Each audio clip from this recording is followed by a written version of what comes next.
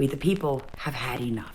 Have some mind-blowing dot connecting about Hurricane Helene. I'm going to start here. This lady sent this picture from South Africa. You all know I covered the blob anomaly and South Africa's crazy weather.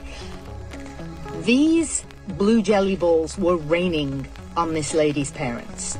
She asked me to look into this. Here's how this went, and trust me, it links back to this, and it's mind-blowing. I start to look into the jelly balls. Knowing it's not a craft project raining from the sky, I move on. I find that this is not the first time that blue jelly balls have been raining from the sky. This was 2012. We'll get back to that. I came across this. Blue jelly balls look kind of similar, and this is talking about how we could be drinking from water bottles made of these like gummy balls. Sounds charming? Let's move on. Thank goodness scientists looked into this and found out it was not marine eggs.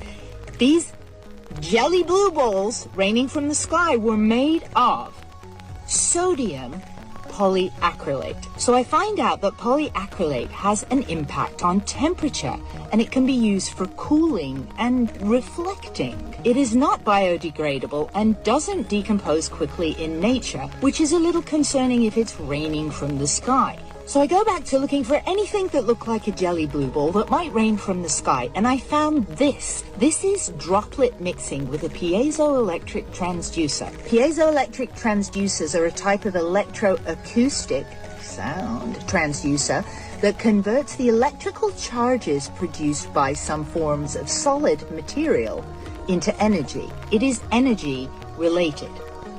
Remember that. So, I ask AI, what does this have to do with my blue rainy jelly balls? Cloud seeding.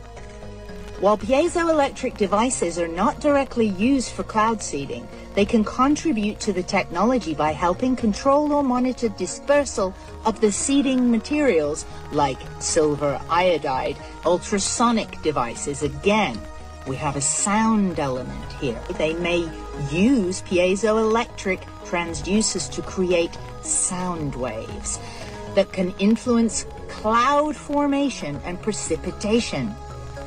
Would you look at those jelly blue balls? Things you never thought you'd say. There's a sciencey description here of how they're intertwined, but importantly, these hydrophilic polymers can absorb large amounts of water. And you're thinking probably right now, what's this got to do with Hurricane Helene? Trust me. So we're energy harvesting. Now, in my video last night, I included lithium mining. I tread carefully there because I had a video banned. Now, here's the important thing, okay? The combination of piezoelectric transducers with blue polyacrylate hydrogels creates innovative solutions for sensing and energy harvesting applications. Again, with the energy harvesting. Trust me, this gets better.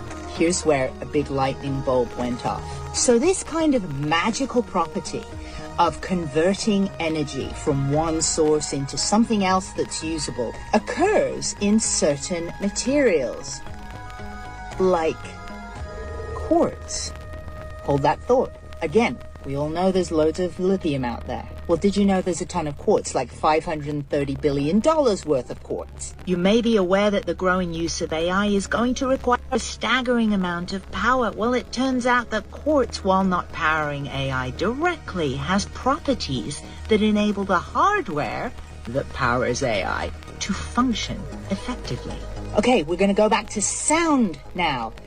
Another message from South Africa about hearing a strange humming and sound pulsing. Well, guess what else has been heard in some of these freaky storms? Kara, what is that noise?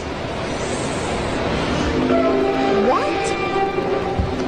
Well, we know it's sound. So, from the comments, I quickly gathered that this sounds like an instrument called a shofar. Here's what that sounds like. Definitely very similar. Wrapping this journey that we've just been on, thanks to the jelly blue balls, some experimental weather modification techniques involve ultrasonic devices, which may use piezoelectric transducers to create sound waves that can influence cloud formation and precipitation. Is this large presence of quartz a dot we need to connect? Is the lithium a dot we need to connect? The sound? Are the jelly blue balls involved?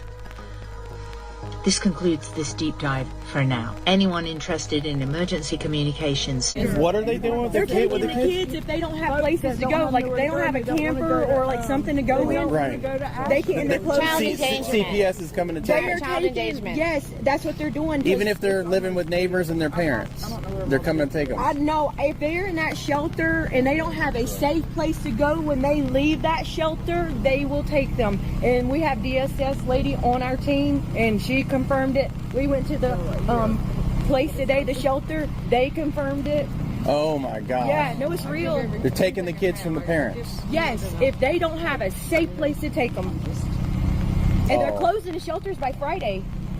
Oh Well, no. I think there's a couple of places that are not. The ones that, the ones we talked to. There's a Oh, couple no. places that are not because, but one of the reasons why, but there's a church. Hold on, wait a minute. Well, My the phone one is where we, inside. the I'll go ones get that we it. know. We need another meeting because the one we had this morning and the place we went to today, that's what they're doing. No one's going to This one place, come and I up there think and it's in mess with us. Burnsville, if I'm not mistaken. You know what I'm saying? Oh, I see what you mean. Yeah. Yeah. Well, you got a porta oh, potty. the school. Yeah, The Red Cross is running that. That they are doing No. that. Yes, they are. Really? Yes, we went there. I don't know if that's the right one. We were there. Now, is that the place that's got all of those cots, 3 meals a day, laundry service, Yes. hot They shower? have to be out by Is that the one Have to Nils? be out by noon Friday.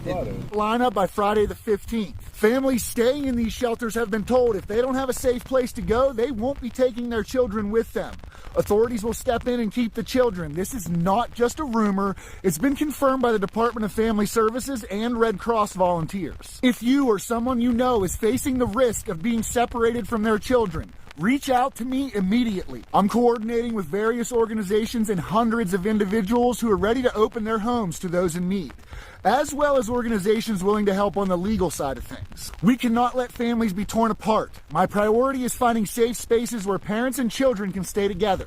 Even if the situation is not ideal, what matters most is that these families remain whole and supported during this crisis. If you're in a position to help by offering shelter or know of places that can take in families, please contact me as soon as possible.